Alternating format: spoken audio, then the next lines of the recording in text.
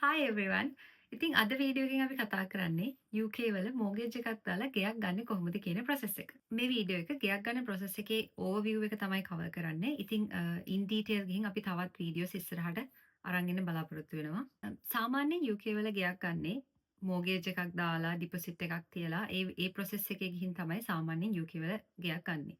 ඉතින් අපි මේ වීඩියෝ එකෙන් කතා කරන්නේ මෝගේජ් එකක් දාලා කොහොමද UK වල ගෙයක් ගන්න කියන process එක A to Z අපි overview එකක් තමයි මේ වීඩියෝ එකෙන් cover කරන්නේ. අපි දැන් බලමු මේ ගෙයක් ගන්න process එකේ මුලින්ම අපි කරන්න ඕන මොකක්ද කියලා. ඉතින් පළවෙනියටම කරන්න ඕන දේ තමයි affordability check එකක් කරලා බලන්න ඕන අපිට කීයක් afford කරන්න පුළුවන්ද කියලා. මොකද්ද මේ affordability check එකක් කියන්නේ? ඉතින් අපි mortgage එකකට සල්ලි borrow කරන්න lender කෙනෙක් ඉන්නේ. ඉතින් අපි check කරලා බලනවා අපිට lender කෙනෙක්ගෙන් කීයක් borrow කරන්න පුළුවන්ද කියලා. ඉතින් මේ borrow කරන්න පුළුවන් amount එක depend වෙන factors කීපයක් තියෙනවා. ඒක depend වෙන්න පුළුවන් ඔයාගේ ඉන්කම් එක, ක්‍රෙඩිට් කාඩ් බැලන්ස් එක, ඔයාගේ මොනවද තියෙන other commitments, ඒ කියන්නේ child care cost එකක් වගේ යනවද? තවත් ඔයාලට මොනවද loans තියෙනවද? car finance එකක් තියෙනවද? අර මේ වගේ දේවල් මත ඔයාට afford කරන්න පුළුවන් ගාණ. එහෙම නැත්නම් lender කෙනෙක් ඔයාට borrow කරන්න දෙන amount එක වෙනස් වෙන්න පුළුවන්. ඒ වගේම තමයි ඔයාට afford කරන්න පුළුවන් ගාණ depend වෙනවා ඔයා mortgage එකට apply කරන්නේ තනියමද එහෙම නැත්නම් ඔයාගේ partner එක්කද කියන එක මත මේ afford කරන්න පුළුවන් ගාණ වෙනස් වෙනවා. ඉතින් කොහොමද අපි affordability එක check කරන්නේ? මේකට ඕන තරම් tools online තියෙනවා. ඉතින් ඔයා Google එකේ ගිහින් search කරන්න mortgage affordability calculator කියලා. එතකොට ඔයාලට ගොඩක් calculators options තියෙනවා. ඉතින් ඒ වගේ එකකින් check කරන්න පුළුවන්. ඔයාට කීයක් afford කරන්න පුළුවන්ද කියලා. කීයක් borrow කරන්න පුළුවන්ද කියලා. ඉතින් ඔයාලා affordability check එක කරද්දී ඔයාලගෙන් අහන සාමාන්‍ය basic questions ටිකක් තියෙනවා. කී දෙනෙක් එක්කද mortgage එකට apply කරන්නේ? ඔයාගේ income එක මොනවද? ඔයාගේ මොනවද commitments තියෙන්නේ? loans මොනවද තියෙනවද? ඒ වගේ ප්‍රශ්න තමයි අහන්නේ. ඉතින් ඔයාලා affordability එක check කරාට පස්සේ ඔයාට බලා ගන්න පුළුවන් ඔයාට කීයක් borrow කරන්න පුළුවන්ද? ඔයාගේ interest rate එක කොයි වගේද? ඒ වගේම monthly ඔයාට installment එක කීයක් pay කරන්න වෙනවද කියලා. ඉතින් මේ process එකේදී ගොඩක්ම වැදගත් වෙන දෙයක් තමයි credit score එක කියන්නේ. ඉතින් credit score එක ගැන idea එකක් නැත්නම් අපි කලින් ඒක ගැන වීඩියෝ එකක් කරලා තියෙනවා. link එක description box එකේ දාන්නම්. ඒකත් check කරලා බලන්න. හොඳ credit score එකක් තියෙනවා නම් ඔයාලගේ mortgage එක approve වෙන්න තියෙන probability එක ගොඩක් වැඩි. affordability check එක කරාට පස්සේ ඊළඟ step එක තමයි agreement in principle එහෙම නැත්නම් mortgage in principle එහෙම නැත්නම් AIP එකක් ගන්න එක. ඉතින් අපි ඉස්සෙල්ලම බලමු මොකද්ද මේ AIP කියන්නේ කියලා. ඉතින් mortgage in principle කියලා කියන්නේ අපි lender කෙනෙක්ගෙන් ගන්න temporary promise එකක් අපිට මෙන්න මේ වගේ amount එකක් borrow කරන්න කැමතියි කියලා. ඉතින් මේකෙන් කියන්නේ ඔයාට ඒ amount එක lender අනිවාර්යයෙන්ම borrow කරන්න දෙනවා කියලා. හැබැයි ඒක temporary promise එකක්. ඉතින් අපි ඊළඟට කරන්න ඕන මේ mortgage principle එකක් ගන්න අපි හොයාගන්න ඕන lender කෙනෙක්. ඉතින් මේකට අපිට use කරන්න පුළුවන් comparison website. Compare the market, money supermarket මේ වගේ comparison websites වලට ගිහිල්ලා අර ඔයා affordability check එක කරද්දී දාපු details, income එක, තියෙන commitments ඒ වගේ දේවල් fill කරලා ඔයාට පුළුවන් mortgage rates compare කරලා බලන්න. ඉතින් ඔයාලට බලා ගන්න පුළුවන් ඔයාට ඒ අවශ්‍ය amount එක borrow කරන්න එන list of lendersලා. ඉතින් මේ එන list එකේ හැමෝගෙම අපිට money borrow කරන්න බෑ.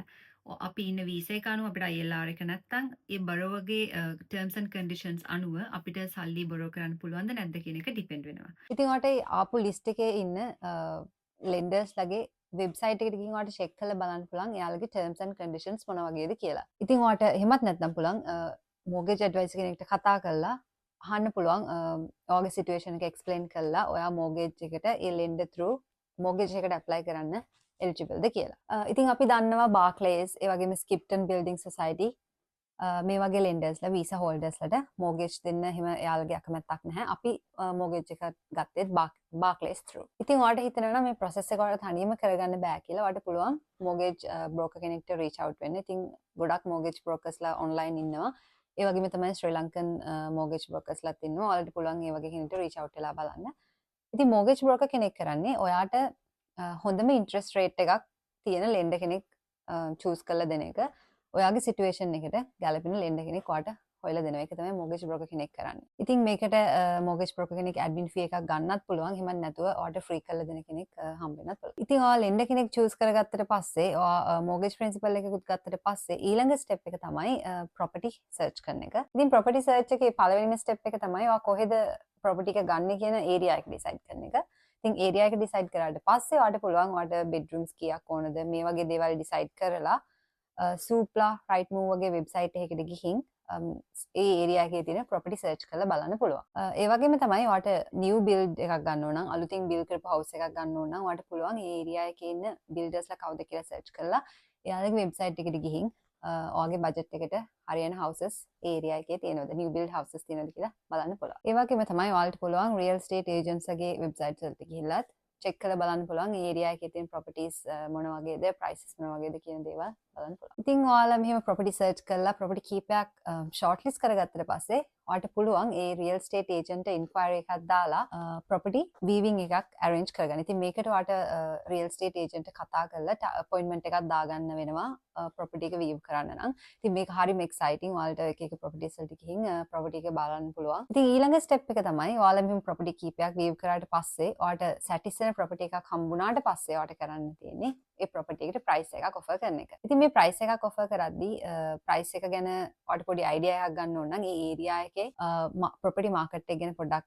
පොඩි රිසර්ච් එකක් කරලා බලන්න. ඉතින් ඒක අනුව ඔයාට ඔයා කැමති හවුස් එකට ප්‍රයිස් එකක් ඔෆර් කරන්න පුළුවන්. ඉතින් මේ ප්‍රයිස් එක ඔෆර් කරන ප්‍රොසෙස් එක ඔයා කරන්නේ ඔයා කරන හැම ට්‍රාන්සැක්ෂන් එකක්ම කමියුනිකේෂන් එකක්ම ඔයා කරන්නේ රියල් ස්ටේට් ඒජන්ට් එක්ක. ඔයාට යාට ඕවර් ද ෆෝන් හරි ඊමේල් එකක් හරි දාලා ඔයා කැමති ප්‍රයිස් එක ඔෆර් කරන්න පුළුවන්. ඉතින් ඔයා ප්‍රයිස් එකක් ඔෆර් කරාට පස්සේ ඒ ප්‍රයිස් එකට සෙලර් කැමති නම් ඔයාගේ ඔෆර් එක ඇක්සෙප්ට් කරන්න පුළුවන්. ඒ ප්‍රයිස් එකට එයා කැමති නැත්නම් ඒ ඔයාගේ ඔෆර් එක රිජෙක්ට් කරන්නත් පුළුවන්. ඉතින් සාමාන්‍යයෙන් මේ ප්‍රොසෙස් එකට සතියක් වගේ තමයි මැක්සිමම් යන්නේ. ඉතින් ඔයාගේ ඔෆර් එක ඇක්සෙප්ට් කරා කියන එකෙන් මේක ඔයාට මේ ප්‍රොපර්ටි එක අයිති වෙනවා කියලා කියන්න බෑ. ඉතින් ඔයාට කලින් ප්‍රොපර්ටි එක වීව් කරපු කෙනෙක් ඔයා ඔෆර් කරපු ප්‍රයිස් එකට වඩා ප්‍රයිස් එකක් ඔෆර් කරොත් සෙලර් ගොඩක් දුරට ඔයාගේ ප්‍රයිස් එක රිජෙක්ට් කළා. ඔයාගේ ඔෆර් එක රිජෙක්ට් කළා ඒ අලුත් ප්‍රයිස් එකට ඇග්‍රී වෙන්න පුළුවන්. ඉතින් ඔයාගේ ඔෆර් එක ඇක්සෙප්ට් කරාට පස්සේ ඔයාට රියල් ස්ටේට් ඒජන්ට් ඊමේල් එකකුත් එවනවා ඔයාගේ ඔෆර් එක ඇක්සෙප්ට් වුණා කියලා. මේ ස්ටේජ් එකේදී ඔයාට පුළුවන් රියල් ස්ටේට් ඒජන්ට් කෙනෙක් රික්වෙස්ට් කරන්න මේ ප්‍රොපර්ටි එක මාකට් එකෙන් අයින් කරන්න කියලා. ඉතින් මේ ඔයාට මේ රික්වෙස්ට් එක කරන්නත් පුළුවන්. ඉතින් තවත් දෙයක් මතක් කරන්න ඔයාලා මෙහෙම ප්‍රොපර්ටි සර්ච් කරනවා ප්‍රොපර්ටි වීවිංස් වලට යනවා. ඉතින් මේකට සාමාන්‍යයෙන් ඔයාලට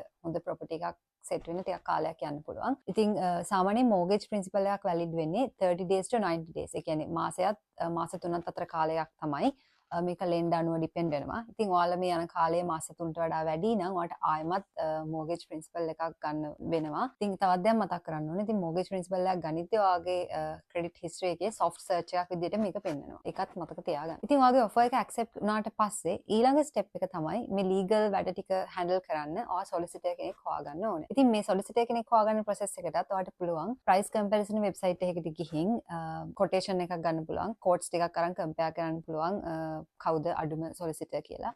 එහෙමත් නැත්නම් ඔයා ඉන්න ළඟම ඉන්න ඒරියා එකේ සොලිසිටර් කෙනෙක් ඉන්නව නම් ඔයාට ඒ වගේ කෙනෙක්ට රීච් අවුට් වෙලා බලන්නත් පුළුවන්. ඉතින් ඔයා ඔන්ලයින් සොලිසිටර් කෙනෙක් හොයාගන්නව නම් ඔයා පොඩ්ඩක් Google reviews එකම කියවලා බලන්න. ප්‍රයිස් එක වගේම රිවිව්ස් පොඩ්ඩක් චෙක් කරලා බලන්න. ඔයාට සමහරවිට පුළුවන් ෆර්ම් එකක් හයර් කරන්නත් පුළුවන්. ඒකින් සොලිසිටර් කෙනෙක් කියලා පස්සේ අපොයින්ට් කරන්න පුළුවන් ඔයාට. එහෙම නැත්නම් ඉන්ඩිවිජුවල් සොලිසිටර් කෙනෙක් ඔයාට හොයාගන්නත් පුළුවන්. ඔයාගේ ඔෆර් එක ඇක්සෙප්ට් කරාට පස්සේ රියල් ස්ටේට් ඒජන්ට් ඔයාට කියන දෙයක් තමයි ඔයාගෙන් අහන දෙයක් තමයි සොලිසිටර් ඩීටේල්ස් එයාලට එවන්න කියලා. ඒක නිසා ඔයාට මේ ස්ටෙප් එකේදී සොලිසිටර් කෙනෙක් හොයාගෙන තියාගන්න එක ගොඩක්ම ඉම්පෝටන්ට්. ඉතින් ඊළඟ ස්ටෙප් එක තමයි මෝගේජ් එකට ඇප්ලයි කරන එක. මේ වෙනකොට ඔයාට බ්‍රෝකර් කෙනෙක් ඉන්නවා නම් ඔයා බ්‍රෝකර් ඔයා වෙනුවෙන් මෝගේජ් එකට ඇප්ලයි කරනවා. ඔයාට බ්‍රෝකර් කෙනෙක් නැත්නම් ඔයාට තියෙන්නේ ඔයා AIP එක ගත්ත ලෙන්ඩර්ගේ වෙබ්සයිට් එකට ගිහින් මෝගේජ් එකට ඇප්ලයි කරන එක. මේ ස්ටේජ් එකේදී ඔයාට මෝගේජ් ඇඩ්වයිසර් කෙනෙක් එක්ක කතා කරන්න පුළුවන්. එහෙම කතා කරලා එයාලත් එක්ක ඩිස්කස් කරලා ඔයාට මෝගේජ් ඇප්ලිකේෂන් එක ලොජ් කරන්න පුළුවන්. ඉතින් සාමාන්‍යයෙන් මේ ප්‍රොසෙස් එකට ඔයාට 2 weeks to 8 weeks යන්න පුළුවන්. ඒක නිසා මෝගේජ් ඇප්ලිකේෂන් එක සබ්මිට් කරද්දී එයාලා අහන හැම ඉන්ෆර්මේෂන් එකම හැම ඩොකියුමන්ට් එකම සබ්මිට් කරන එක ගොඩක් වැදගත්. ඉතින් මේ මෝගේජ් එකට ඇප්ලයි කරාට පස්සේ මෙතන ටිකක් හරිම සයිලන්ට් පීරියඩ් එකක් තියෙන්නේ. මේ වෙලාවේ අපේ සොලිසිටර් ලෙන්ඩර්ගේ සොලිසිටර්ස්ලා මේගොල්ලෝ බෑග්‍රවුන්ඩ් එකේ කමියුනිකේට් කරනවා. ඒ ප්‍රොසෙස් එක බෑග්‍රවුන්ඩ් එකේ වෙනවා. ඉතින් මෝගේජ් එක අප්‍රූව් වුණාට පස්සේ ඔයාලට ඊළඟට අපේ සයිඩ් එකෙන් කරන්න තියෙන දෙයක් තමයි සර්වේ එකක්. ප්‍රොපර්ටි එකට සර්වේ එකක් අරේන්ජ් කරන එක. ඉතින් ඔයා නිව් බිල්ඩ් එකක් ගන්න නම් ඔයාට සර්වේ එකක් ඇත්තටම කරන්න ඕන වෙන එකක් නැහැ. ඒ වුණාට ඕල්ඩ් ප්‍රොපර්ටි එකකට යනවා නම් ඔයාට level 1, level 2 ඒ වගේ සර්වේ එකක් කරන්න ඕන වෙනවා. ඉතින් මේකටත් ඔයාට ඔන්ලයින් කෝඩ්ස් ගන්න පුළුවන්. ඉතින් ඔන්ලයින් කෝඩ්ස් අරගෙන සර්වේ කෙනෙක්ට රීච් අවුට් වෙලා ප්‍රොපර්ටි එකේ සර්වේ එක කරන්න ඩේට් එකක් අසයින් කරන්න පුළුවන්. ඉතින් මෙතනින් පස්සේ වෙන හැම කමියුනිකේෂන් කමියුනිකේෂන් එකක්ම ඔයා කරන්නේ ඔයාගේ සොලිසිටර් through. ඉතින් මොනවා හරි අප්ඩේට් එකක් තියෙනවා නම් ඔයා නිතරම සොලිසිටර් එක කමියුනිකේට් කරන එක ගොඩක්ම වැදගත්. ඔයාට සර්වර් රිපෝට් එක හම්බුනාට පස්සෙත් ඔයා සර්වර් රිපෝට් එක සොලිසිටර් එක ෂෙයා කරගන්න ඕන. ඉතින් ඔයාලට හිටිය ගමන් ඔයාලගේ සොලිසිටර් ඊමේල්ස් වන්න පුළුවන් මේ ඩොකියුමන්ට්ස් කියවලා බලන්න මේවා ඕකේද මේ ඩොකියුමන්ට් එක සයින් කරලා පෝස්ට් එකේ එවන්න. ඉතින් මේ වගේ දේවල් රික්වෙස්ට් කරාම අනිවාර්යෙන් පුළුවන් තරම් ඉක්මනට ඒ දේවල් ලෝයට යවන්න. මොකද ඒ සොලිසිටර්ගේ process එකට සාමාන්‍යයෙන් 2 to 3 months යනවා. ඉතින් ඔයාලගේ සයිඩ් එකෙන් ඉල්ලන දේවල් ඉක්මනට දුන්නොත් process එක පොඩ්ඩක් ඉක්මන් කරගන්න පුළුවන්. ඉතින් තවත් දෙයක් මතක් කරන්න ඕන මේ වෙනතුරුත් මේ property එක ඔයාට අයිති වෙලා නැහැ. ඒ වගේම legally මේ transaction එක legally binding නැහැ. ඒ කියන්නේ ඕනම වෙලාවක sellerට property එක market එකෙන් අයින් කරගන්නත් පුළුවන්. ඔයාට අලුත් හොඳ property එකක් ඔයාට දැක්කොත් ඔයාට ඒකට යන්නත් පුළුවන්. ඔයාට මේ transaction එකකින් අයින් වෙන්නත් පුළුවන්. ඊළඟට වැදගත්ම දෙයක් තමයි මේ exchange date එක කියන්නේ. අපි බලමු මොකද්ද මේ exchange date එකේදී වෙන්නේ කියලා. exchange of contracts මේ දවසට වෙන්නේ sellerගේ solicitor සහ buyerගේ solicitor contracts එක exchange කරන දවසට තමයි මේ exchange කරන date එක කියලා කියන්නේ. ඉතින් මේ දවසේ වෙද්දී ඔයා agree වෙච්ච deposit එක ඔයාගේ solicitorට transfer කරලා තියෙන්න ඕන. ඒ වගේම තමයි අපේ lender mortgage amount එකත් sellerගේ solicitorට මේ දවසේ වෙද්දී transfer කරලා තියෙනවා. ඉතින් contracts exchange කරගත්තට පස්සේ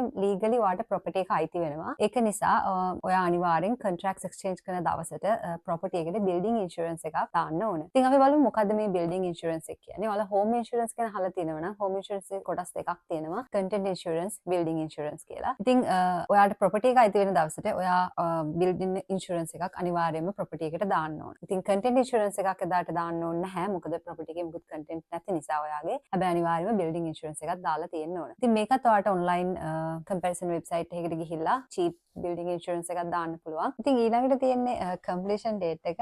completion date එකේදී තමයි ඔයාට house එකේ key එක හම්බ වෙන්නේ. ඔයාට completion date එකේදී property එකට move වෙන්නත් පුළුවන්. ඉතින් ඕක තමයි UK වල mortgage එකක් දාලා property එකක් ගන්න process එක. ඉතින් අපි මේ වීඩියෝ එකේදී overview එකක් විතරයි දුන්නේ. අපි මේකේ cover කරේ නෑ mortgage එක apply කරන්නේ කොහොමද, deposit එක කියන්නේ මොකක්ද, ඒ වගේ දේවල් අපි cover කරේ නැහැ. ඉතින් අපි මේ දේවල් ගැන in detail videos ඉස්සරහට ගෙන්න බලාපොරොත්තු වෙනවා. ඉතින් මම හිතනවා මේ වීඩියෝ එක ඔයාලට helpful වෙන්න ඇති කියලා. ඉතින් මොන හරි ප්‍රශ්න තියෙනවා නම් comment කරන්නත් අමතක කරන්න එපා. මේ වීඩියෝ එක like කරන්න, share කරන්න. ඉතින් අපි මේ share කරගත්තේ අපේ personal experience එක. අපි mortgage advisors mortgage brokers ලවත් නෙවෙයි. ඉතින් මම හිතනවා මේ වීඩියෝ එක ඔයාලට helpful වෙන්න ඇති කියලා. Thank you so much for watching this video.